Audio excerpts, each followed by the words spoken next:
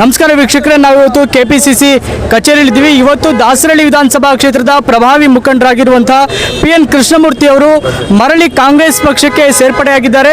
ಬನ್ನಿ ಅವ್ರನ್ನ ಮಾತನಾಡಿಸೋಣ. ಸರ್, ತಾವು 2018ರ ಚುನಾವಣೆಯಲ್ಲಿ ಕಾಂಗ್ರೆಸ್ ಪಕ್ಷದ ಅಭ್ಯರ್ಥಿಯಾಗಿದ್ದೀರಿ. ಮತ್ತೊಮ್ಮೆ 2023ರಲ್ಲಿ ಏನಾಯಿತು, ಮತ್ತೆ ಕಾಂಗ್ರೆಸ್ ಪಕ್ಷಕ್ಕೆ ಸೇರ್ಪಡೆ ಆಗಿದ್ದೀರಿ, ಏನು ಹೇಳಿ? ಈಗ ನಾನು ತಪ್ಪು ಮಾಡಿದ್ದೀನಿ. ಕಾಂಗ್ರೆಸ್ ಪಕ್ಷ ಟಿಕೆಟ್ ಸಿಗಲಿಲ್ಲ ಅಂತೇಳಿ ನಾನು ತಪ್ಪು ಮಾಡಿದ್ದೆ. ಅದನ್ನು ಸನ್ಮಾನ್ಯ DK ಶಿವಕುಮಾರ್ ಅವರು ಮನವರಿಕೆ ಮಾಡಿಕೊಟ್ಟಿದ್ದಾರೆ. ಭಾಳಷ್ಟು ಜನ 2023ರಲ್ಲಿ ನಮ್ಮ ಫಾಲೋವರ್ಸ್ ಯಾರು ಕೆಲಸಗಳು ಮಾಡೋಕ್ಕೆ ಹೋಗಲಿಲ್ಲ. ಇವತ್ತೆಲ್ಲರೂ ನನ್ನ ಜೊತೆ ಬಂದಿದ್ದಾರೆ. ನನಗಲ್ದಿರ ಆದರೂ ನನ್ನ ಕಾರ್ಯಕರ್ತರಿಗೆ, ನಮ್ಮ ಮುಖಂಡರಿಗೋಸ್ಕರ ನಾವು ರಾಜಕಾರಣ ಮಾಡಬೇಕಾಗ್ತದೆ. ಇವತ್ತು ನನಗಿಂತ ಜಾಸ್ತಿ ನಮ್ಮ ಮುಖಂಡರುಗಳು, ನಮ್ಮ ಕಾರ್ಯಕರ್ತರು ಇಲ್ಲ, ನಾವು ದಾರಿ ತೋರಿಸಿದ್ದೆ. ಅವರು ಕಾಂಗ್ರೆಸ್ ಪಕ್ಷಕ್ಕೆ ನಾವು ಹೋಗಿ ಸನ್ಮಾನ್ಯ DK ಶಿವಕುಮಾರ್, ಸಿದ್ದರಾಮಯ್ಯವ್ರನ್ನ ಬಲಪಡಿಸಬೇಕು, ಮತ್ತು ರಾಜ್ಯದಲ್ಲಿ ಅತಿ ಹೆಚ್ಚು ಸೀಟ್ನ ಗೆಲ್ತಕ್ಕಂಥಕ್ಕೆ ನಮ್ಮದು ಒಂದು ಅಳಿಲ್ ಸೇವೆ ಇರಬೇಕು ಅಂತೇಳಿ ಅವ್ರು ಮಾತಾಡಿದಾಗ ಅಧ್ಯಕ್ಷ ಮಾತಿಗೆ ನಾನು ಸೋತು ನಾನು ಪಕ್ಷ ಸೇರ್ಪಡೆ ಆಗಿದ್ದೇನೆ. ಕೇವಲ ಒಂದು ವಾರ ಆಚೆ ಇದೆ ಅಷ್ಟೇ, ನಾನು ಬರೀ ಒಂದು ವಾರ ಆಚೆ ಇದೆ. ಇವಾಗ ಸಾಹೇಬರು ಹೇಳ್ತಕ್ಕಂಥ ಕೆಲಸಗಳನ್ನ ಸಾಹೇಬ್ರು ನಾವು ಡಿಸ್ಕಸ್ ಮಾಡ್ತೀನಿ.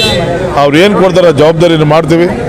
ವಿಶೇಷವಾಗಿ RR ನಗರ ಮತ್ತು ದಾಸರಳ್ಳಿ ವಿಧಾನಸಭಾ ಕ್ಷೇತ್ರ ಒತ್ತು ಎಷ್ಟು ದಿವಸ ಇದೆ ಉಳಿದಕ್ಕೆ ಅಷ್ಟು ದಿವಸನೂ ಡಿವೈಡ್ ಮಾಡಿಕೊಂಡು ನಾನು ಕೆಲಸ ಮಾಡ್ತಕ್ಕಂಥ ಕೆಲಸನಿ.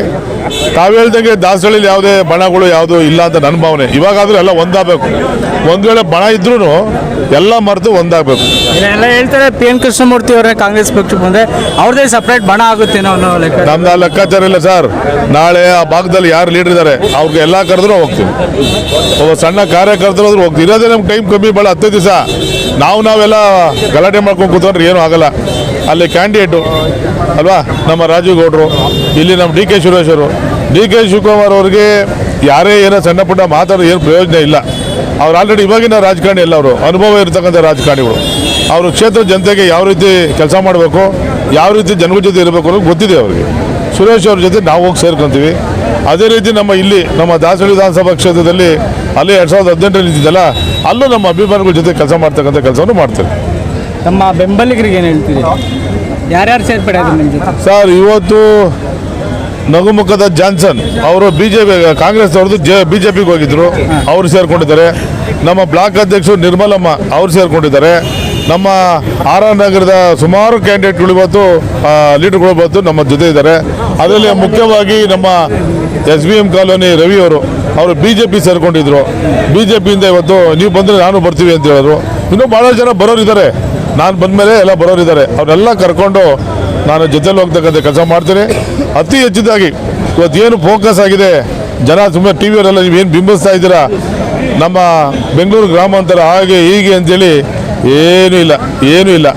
ಸುರೇಶ್ ಅವರು ಕೆಲಸ ಮಾಡಿದ್ದಾರೆ. ಅವರು ಜನಗಳಿಗೆ ಅಭಿಮಾನ ಇರ್ತಕ್ಕಂಥ ಜನ ಮೆಚ್ಚುಗೆ ನಾಯಕರವರು.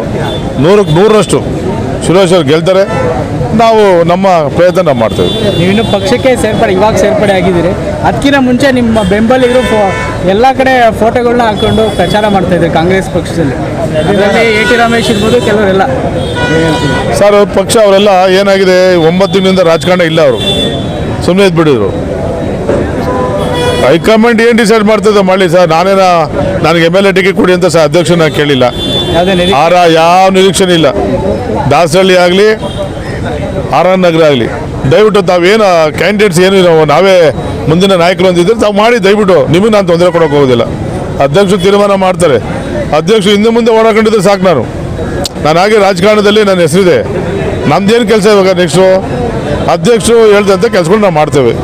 ನಾನು RR ನಗರ ಕ್ಯಾಂಡಿಡೇಟು ಅಲ್ಲ, ದಾಸರಳ್ಳಿ ಕ್ಯಾಂಡಿಡೇಟ್ ಅಲ್ಲ. ಯಾರು ತಾವು ಇದ್ದೀರಾ, ತಾವು ನಿಶ್ಚಿಂತೆಯಿಂದ ತಾವು ಈಚೆ ಬಂದು ಕೆಲಸ ಮಾಡಬೇಕು. ನನ್ನೂ ಕರ್ಕೊಳ್ಳಿ, ನನ್ನೂ ಉಪಯೋಗಿಸೋಳಿ. ನಾನು ಬಂದು ಒಂದು 10 ಓಟ್ ಬರ್ಬೋದು, ಅದರಲ್ಲೇ ಉಪಯೋಗಿಸೋಳಿ ಅಷ್ಟೇ. ನೀವು ಅದರಲ್ಲಿ ಮತ್ತೆ ಬಣಗಳು ಕಟ್ಟೋದು ಮತ್ತೊಂದು ಕಟ್ಟೋದು ಮಾಡೋಕ್ಕೆ ಹೋಗಬೇಡಿ. CM ಸಾಹೇಬ್ ಹೇಳ್ತಾ ಇದ್ರು ಎಲ್ಲೋಗಿದ್ದೆಯಾ ಕೃಷ್ಣಮೂರ್ತಿ ಅಂತ. ಅಂದರೆ CM ಸಾಹೇಬ್ರಿಗೆ ಗೊತ್ತೇ ಇಲ್ಲ ಕೃಷ್ಣಮೂರ್ತಿ ಅವರು BJP ಸೇರ್ಪಡೆ ಆಗಿರೋದು. ನಮ್ಮವರ ಒಡನಾಟ ಆಗಿತ್ತು, ನಮ್ಮ ಮುಖ್ಯಮಂತ್ರಿಗಳ ಒಡನಾಟ ಆಗಿತ್ತು, DK ಶಿವಕುಮಾರ್ ಒಡನಾಟ ಆಗಿತ್ತು. ಯಾರೋ ಮಧ್ಯದಲ್ಲಿ ಯಾರೋ ನಮಗೆ ಇರ್ತಾರಲ್ಲ, ಯಾರೋ ನಮ್ಮ ಸ್ನೇಹಿತರು ಯಾರೋ ಸ್ವಲ್ಪ ಟಿಕೆಟ್ ತಪ್ಪಂಥ ಕೆಲಸ ಮಾಡಿದ್ರು. ಇವತ್ತು ಅದ್ರ ಬಗ್ಗೆ ನಾನು ಬೇಜಾರು ಮಾಡಿಲ್ಲ. ನಾನು ಸ್ಪಷ್ಟವಾಗಿ ಹೇಳ್ತಾ ಇದ್ದೀನಿ, ನಿಮ್ಮ ಮುಖಾಂತರ, ನಿಮ್ಮ TV ಚಾನಲ್ ಮುಖಾಂತರ ಹೇಳ್ತಾ ಇದ್ದೀನಿ, ನಾನು RR ನಗರ ಕ್ಯಾಂಡಿಡೇಟ್ ಅಲ್ಲ, ನಾನು ದಾಸರಳ್ಳಿ ಕ್ಯಾಂಡಿಡೇಟ್ ಅಲ್ಲ.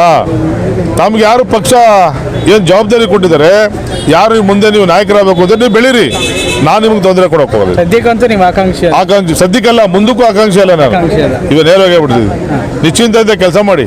ಇವಾಗ ನಮ್ಮ ಗುರಿ ಇರೋದು ಮುಂದೆ ಬರ್ತಕ್ಕಂಥ ನಾಯಕರು. ಏನು ಎರಡು ನಮಗೆ MP ಕ್ಯಾಂಡಿಡೇಟ್ಸ್ ಇದ್ದಾರೆ, ಸುರೇಶ್ ಅವ್ರನ್ನ ಮತ್ತು ನಮ್ಮ ಪ್ರೊಫೆಸರ್ ಗೆಲ್ಸಕ್ಕಂತ ನಮ್ಮ ಗುರಿ. ಇಷ್ಟೇ ಮಾಡ್ಬೇಕು ನಾವು. ನಾಳೆಯಿಂದ ನಮ್ಮ ಕಾರ್ಯಕ್ರಮ ಇವತ್ತೆಲ್ಲ ಸಂಜೆವರೆಗೂ ಮೀಟಿಂಗ್ ಮಾಡ್ತೀನಿ. ಮೀಟಿಂಗ್ ಮಾಡಿ ನಾನು ಇಮಿಡಿಯೇಟ್ ಆಗಿ ನಾಳೆಯಿಂದ ಪ್ರಚಾರ ಸ್ಟಾರ್ಟ್ ಮಾಡ್ತೀನಿ. Thank you sir.